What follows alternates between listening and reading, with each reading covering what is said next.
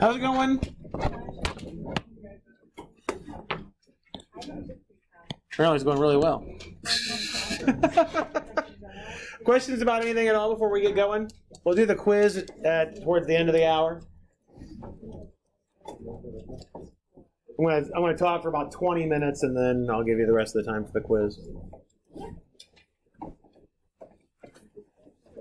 All right. So last time we talked about reference angles and reference triangles and how to get the cosines and sines from that. So let's just do another example here. Let's say you were asked to find the exact value of, say, cosine of, how about negative 495 degrees.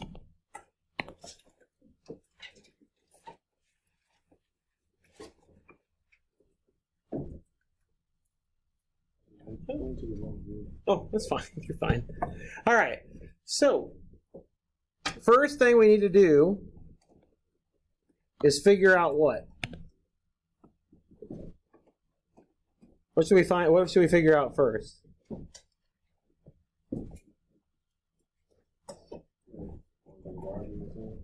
What quadrant? Yeah, where does the terminal side end up, right? Okay, that's how we're going to figure out where the reference triangle needs to go, right? So the first thing we need to do is figure out where that terminal side goes. All right, so our initial side, of course, is always on the positive x-axis. Which way am I going to start rotating if it's negative 495? Clockwise, right? So we're going to go downward. All right, so all the way around is how many degrees? 360. So if I go to here, it's 450, right? So I need to go another 45, right? So all the way around that way would be negative 495 degrees, right? We agree? Okay. All right. So remember how we make our reference triangle?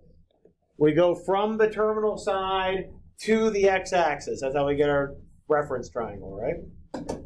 Okay.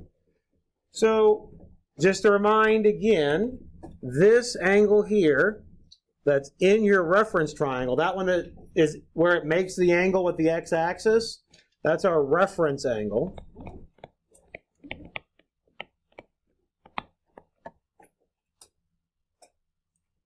So remember that your reference angle is always between 0 and 90 degrees, or 0 and pi over 2 radians.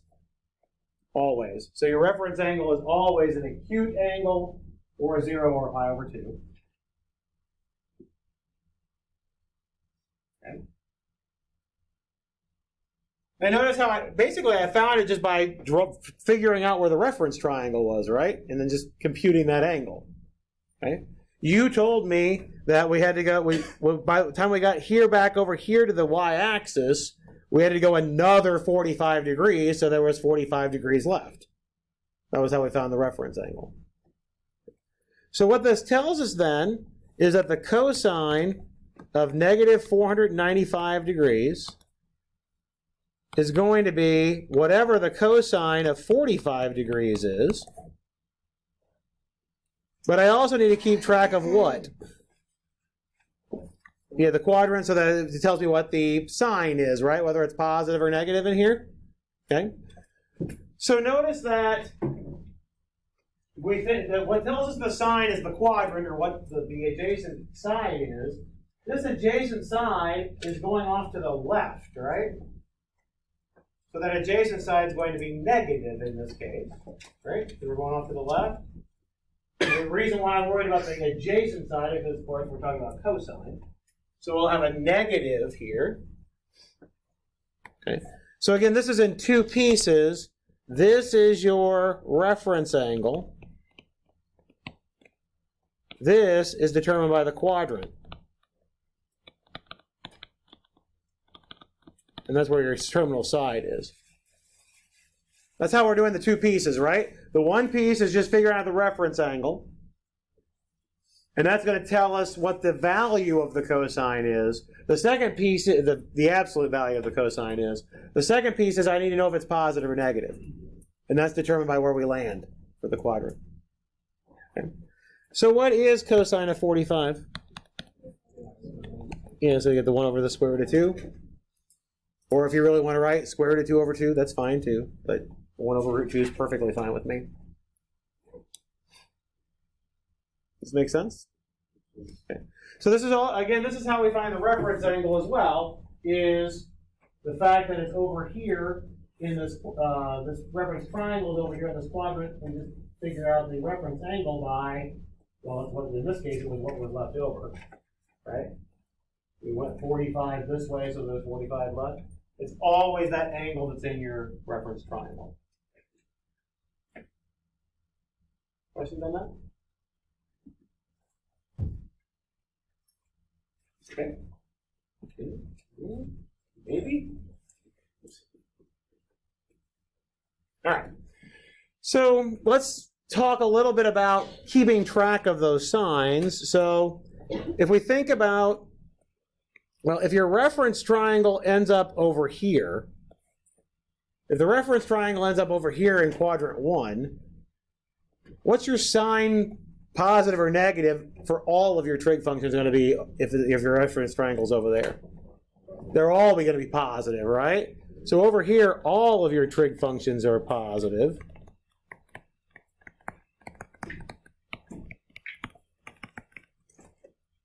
I'll just say in quadrant 1. Right? Because your adjacent and your opposite sides are both positive, right?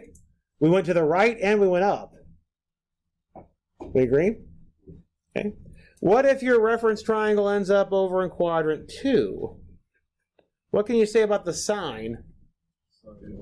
Yeah, the sign will be positive because what tells you about the sign? It's the opposite side, right? The opposite side's above the x-axis, so it'll have a positive value, right? What about your cosine? Negative, right? So over here, your sine of theta is positive, but your cosine of theta is negative, right? For quadrant 2. And then from that, you could tell the signs of everything else, correct? What would the sign of tangent be? Is tangent positive or negative over there? Negative, because, well, how do you define tangent in terms of sines and cosines? As sine over cosine, right? You agree? Secant will be positive because, or be negative because of the cosine's negative, right? The cosecant will be positive because sine is positive. Once you know what sine and cosine are, you can figure out the other ones. Okay. What if your reference triangle ends up down here? Yeah, so what can you say about the sine? It's negative because it's below the x-axis, right? Cosine is negative because the adjacent side is to the left of the x-axis, right? Well, if sine and cosine are both negative, tangent's positive, right? This is over in quadrant 3. And then what about over here? I made a bow tie. Yeah, so cosine will be positive and sine will be negative. Right, so this is quadrant 4. That seems like a lot to memorize. It's not too bad if you think about the reference triangles, but some people like a mnemonic device to help remember. All right, so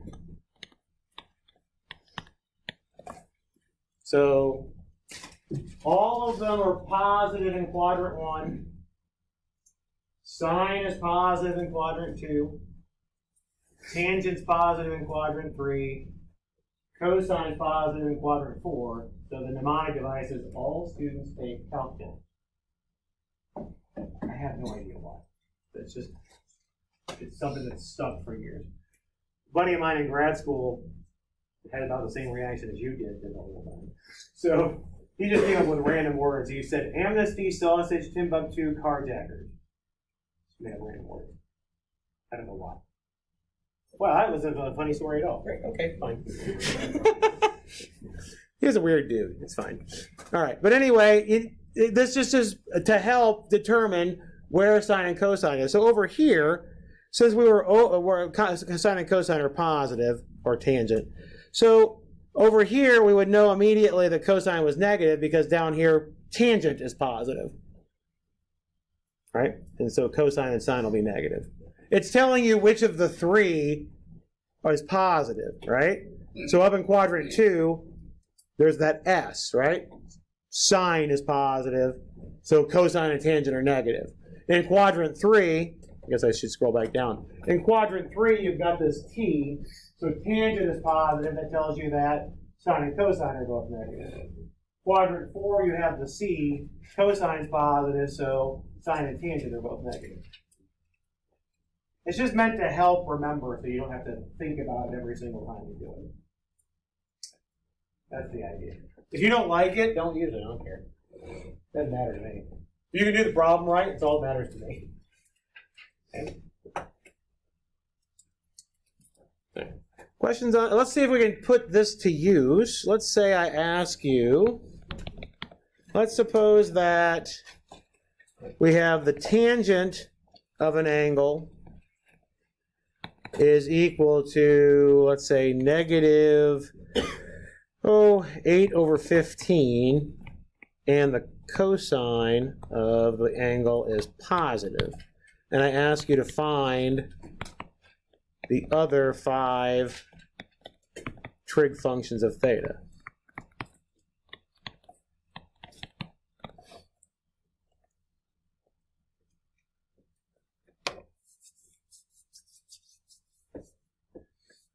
Okay.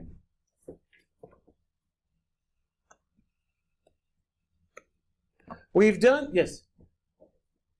Oh, you're going to answer me. Okay, what were you going to do? So, we do sine be -8, which cosecant will be 1 over -8, so secant will be 1 over 15, and okay, I agree with your cotangent.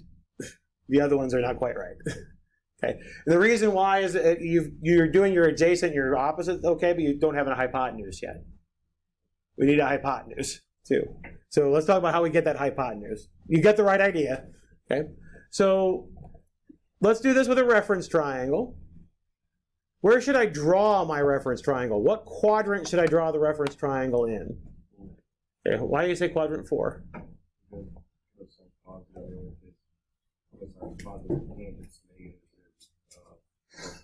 Good. So the second part here tells you that the cosine is positive, right?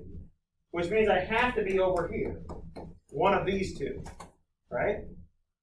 Because if I go left, the cosine is negative automatically, right? So I have to be on this side. And we just said that up here, all of the trig functions are positive.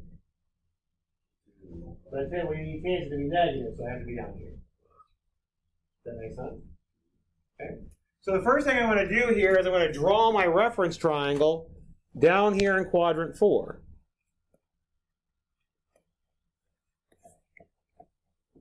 Okay. Because I know that the terminal side has to be down in quadrant 4.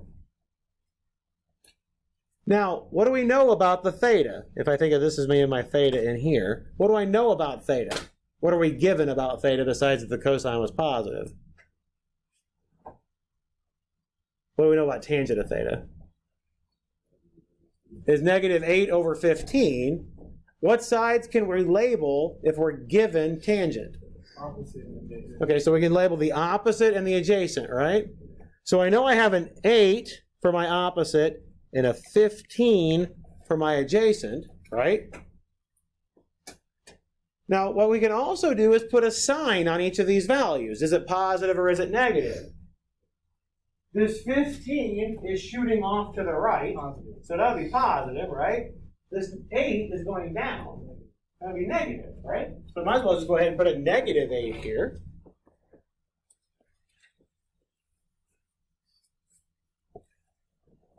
From that, can we figure out what the hypotenuse is? Yeah, you can use Pythagorean Theorem, right? You can do the -8, if I call this C, for lack of a better letter. -8 squared plus 15 squared is C squared. So you get 64 plus 225 is 289. Oops, will be 289. So C has to be 17. Technically, if we take the square root of both sides, we get plus or minus, right? But C represents the hypotenuse. Your hypotenuse will always be positive. So it'll be 17 on this side. You'll never use a negative hypotenuse. Okay? It'll always be positive. We can think of the hypotenuse as the distance from the origin. Okay. The other ones are more directed distance, but the hypotenuse is always going to be a directed distance here. All right, so now can we figure out the other ones now that we have all three sides labeled? Yeah. What's sine going to be? -8 over 17, right? Okay. Cosine will be cosine. Oh, that's the cosine. Yeah. So it'll be 15 over the 17. Good. We already know tangent. Cotangent is okay, -15 over 8. Secant is 17 over 15. And cosecant, oops, write the right thing. Oops. Cosecant of theta is 17 over 8. So again, here we're using the fact that we're down in quadrant 4. By the way, we did problems like this for acute angles, didn't we? We just didn't worry about the signs, correct? We didn't worry about whether it was positive or negative because for acute angles, they're always positive. We did problems just like this for acute angles. It's the same idea. All we have to keep track of is where did we end up? What quadrant we ended up in. Right. Questions on this one? Okay. You ready to take a quiz? No. You have to use close your note. Yes.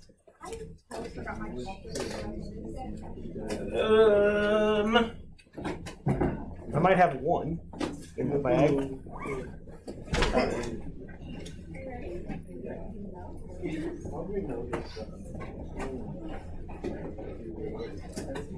Because we're going to use the 45, 45, 90 triangle for that one. And the sides are 1, 1, 2. So your adjacent side will be 1.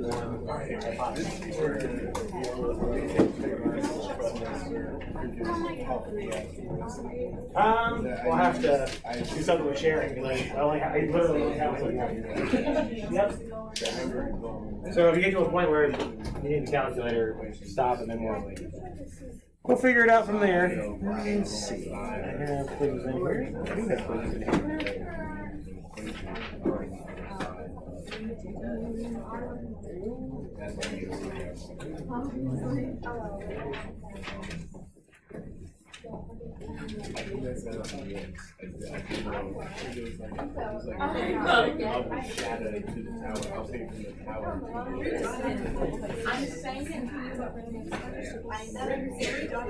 Yeah, when you're on the quiz, you can turn it in and leave. Yep. Yeah.